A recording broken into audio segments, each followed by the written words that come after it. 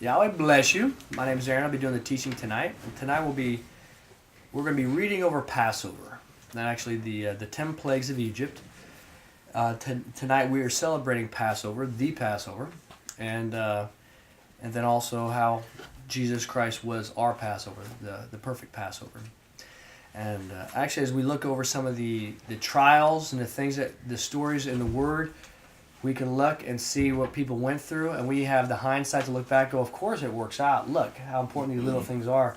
But then in our own lives, how many times that we're this close to quitting. I can't do this anymore.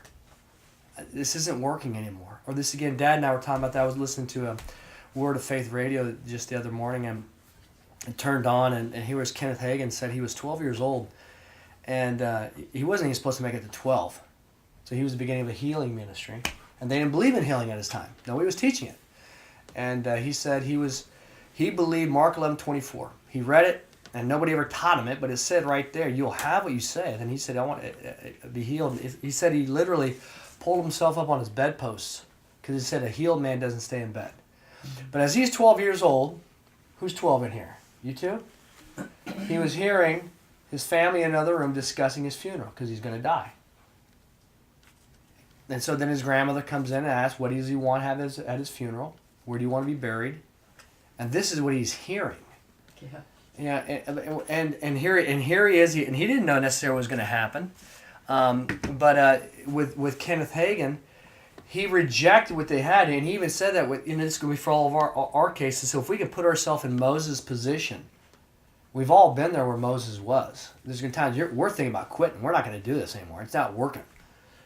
The ante's been raised. But anyways, Kenneth Hagin didn't know that he was going to be a part of a faith healing ministry. And he chose to believe. And so then Dad and I were talking about that, he said that he had this little bit of hope of Mark 11:24. And he believed that everyone that came to Jesus Christ and asked for healing got it. And then he said the pastor in another room got on his real religious voice. And Dad said that, I forget which teacher it was. He said they've rejected the teachers. People have rejected the teachers of the law and the word, and they've elected orators, people that speak very well. And he said that whenever the preachers were going to say something about him going to die, they get their really religious voices on how they're going to do it. So that's what they did have. And he said that these words of doubt snuffed out his little bitty flame he had. This is a 12-year-old kid. Can you imagine your mom and dad saying, where do you want to be buried? What songs do you want to be? That's your life. This is it. And unlike your guy's life, he was sick his whole life. And then later on, we're at the office, as I was discussing with Dad, a lot of times we just want a formula to figure everything out, don't we? Mm-hmm. Just give me the formula. That initially, when I went to Africa the first time, I wanted to go get the formula for healing. I'm bringing it back here. I was humbled. There is no formula. You know what the formula is? Get on your knees, be obedient, and be in fellowship with Yahweh. He'll tell you what to do. No. I don't want to rely on him. Just tell me A plus B equals C. That's what I wanted, but that wasn't it. And then Kenneth Hagin, as Dad and I were talking about that, I guess I digressed, was he had to continue to fight for that healing his whole life. Wouldn't it be easier if he just got dealt that healing?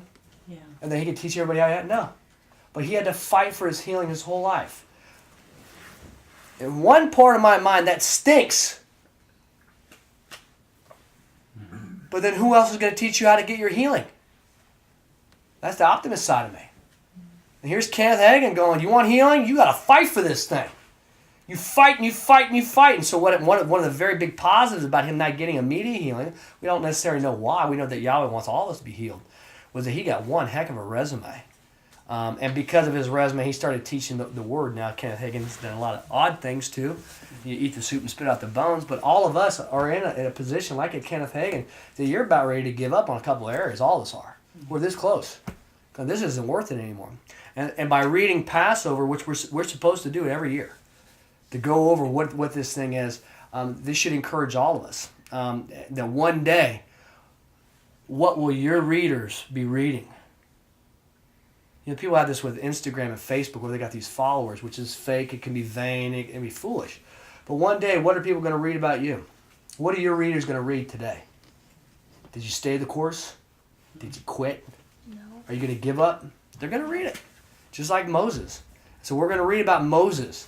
So we turn to Exodus chapter 4. Was this whole process? 1,500 years this was celebrated. And Jesus Christ became our Passover lamb. So in Matthew chapter, Matthew 27:46, we don't have to turn there because we're running out of time. Matthew chapter 27, verse 46, Jesus Christ goes, my God, why have thou forsaken me? It's after he fulfilled everything that Yahweh had said to do. And what he was doing is he was quoting Psalms 22. That it is finished. Yahweh could see 1,500 years before Moses to see how important this Passover was. That the perfect Passover was coming. The lamb. And he said that you should take a lamb or a goat of less than 1 year. Jesus Christ's ministry was probably less than 1 year, probably 4 to 6 months. What did he do wrong? Nothing. And if you accept his blood, death will pass over us too, which is needed. But you watch the movie The Ten Commandments, which is really good with this, because when death passes over, all the Hebrews are in the house. Guess what they hear outside? Have you ever heard? You've been in tents, like tent cities. You hear everybody. You hear people screaming, because their child's dead, their wife's dead, their husband's dead. You would hear moaning everywhere of people dying. And it wasn't just people dying. These people were already going through all kinds of horrible things because of their own rebellion. And so you would have heard the moaning and the screaming and the weeping all night long. And children your age would have said, why didn't they just put blood over it? And they would have learned that, and they would have remembered that. And Yahweh says, remember this. This was the purpose of Moses. And this fight was so much bigger than Moses could have ever imagined. For this defeat over these Elohims. And how about the gods of our age right now? How about the God of government? Planned Parenthood God. All the rest of these. Sex, sexual immorality. Right now, people celebrate the Passover, the resurrection of Christ with Easter. The Greek word porneia is sexual immorality. What does porneia have anything to do with the resurrection of Christ? Quit calling it Easter. Why don't you just call it porneia? Oh, we wouldn't do that. Then stop it. Cut down that altar and quit saying these words. And start a whole other generation to say, what is the purpose of all this? Death passed over. And the first Passover was when? In the Garden of Eden. Because when Adam and Eve ate of the fruit of the tree of knowledge of good and evil, Yahweh says, what will happen? You shall surely die. What happened? He gave them clothing of animal tunics of skin. The animals would have died. It would have been the first shedding of blood. Death passed over. When was another Passover? Noah and the ark. Who closed that door? Yahweh closed it. Death passed over again. Whoever wants to go in. Choose death and life over and over again. And so with Jesus Christ, we look at, man, look how tough his life was, his job was. And he was the Passover lamb. And he was the one that not only did he do all that, watch the Passion of the Christ, do it for him. I watched it last night. And do you know what I caught myself doing? Thinking to myself, it's almost over. It's almost over. Being embarrassed because I was busting out and weeping again. By myself. Going, it's almost over. What was Jesus Christ going through? It's almost over. He was nailed to a cross at 9 a.m. And the lamb was supposed to be slain between the evenings, and he had to stay there until 3 o'clock. And in order to breathe, the nails that were through his wrist, John Lynn said, it went through the nerve, your funny bone, that you would be suffocating. And the only way you could breathe is to push up with your feet with a nail through your feet, or you'd suffocate. And Jesus Christ couldn't die yet. Why? Because he was the Passover lamb. And so he did that, and he ended it with Matthew 27:46, quoting, Eli, Eli, lama sabachthani. Quoting Psalms 22. At the beginning of Psalms 22, it says, my God, why have thou forsaken me? Oh my goodness. And then you read the rest of it, and talks about a resurrection and what's going to happen with all the rest of these things. And so even the scribe that wrote Psalms 22, did he know how important those words were? Then Yahweh meshes it all together. What is he meshing together in your life? What is he meshing together in your life? Your obedience will always matter. And think about Moses going to Pharaoh, going to go, are you kidding me? Did he know how it was going to work out? And here's Aaron going, hey, Moses, we're 0-9. We've lost 9 fights. Hey, wait, we had some good ones. We had some pretty good fights. The crocodiles was pretty cool. Blood was pretty cool. What do you say we split? Let's get on out. I'm 80 years old, man. I got grandkids maybe. What do you think they thought about it? Did they know? Did they know what was going to happen? Did they know that they were fighting 10 gods? No, they didn't know. But what is remembered? The 10th plague. How many 9 plagues are you going through right now and you're this close to your Passover, your victory, and you're about ready to quit? You're about ready to quit going, this isn't even worth it. Nobody's following. Nobody's listening. Why are we even doing this? And you go back to Yahweh and you're going, are you even listening to me? And he sits there, and when we get peaceful, and he goes, are you done? Yeah, he goes, got him right where I want him. Yeah, like, oh no, not more, I can't go back. He goes, we got him right where we want him. We're going to smash him in the face. And when Yehoshua said, Eli, Eli, lama sabachthani, Psalms 22, he went to sleep. It was over. Then he woke up after it was fulfilled. It was done. And who did, and going to go, man, how close are you to your 9th plague, or your 10th plague? And what's neat with all this, we look at Pharaoh, these other things. You're fighting pharaohs. I'm fighting pharaohs. But don't be a fool. We fight with spiritual wickedness in high places. Don't worry about Obamas and Nancy Pelosi's, the Democratic Party, and these other things. They're just the hands and feet of the spiritual wickedness up there. I'm going to go, okay, they're going to come, they're going to go. What's more important is to whoop their bosses. So that when Nancy Pelosi dies and the next person pops up, that God doesn't want anything to do with Moses. Stay away from Moses. Hey, we got another Pharaoh. Not as long as Moses is alive. Maybe after Moses. And that's what we're supposed to do, is be building a reputation with the spiritual wicked in high places that they don't want to fight anymore. Yeah. Why? Because we do what Yahweh says. And he's called us. He will reward us. We think about that. And we should be showing everybody going, we got him right where we want him. Got him right where I want him. That's what you're supposed to say. And here's Moses coming back to Yahweh. Got him right. What is this? What's going on? It made sense. And it will make sense to you. It made sense to Gideon. What are you fighting right now? What are you about ready to give up on? And you got to go get your butt in there and win. And you go, if Romans 8:31 says, what then shall we say to these things?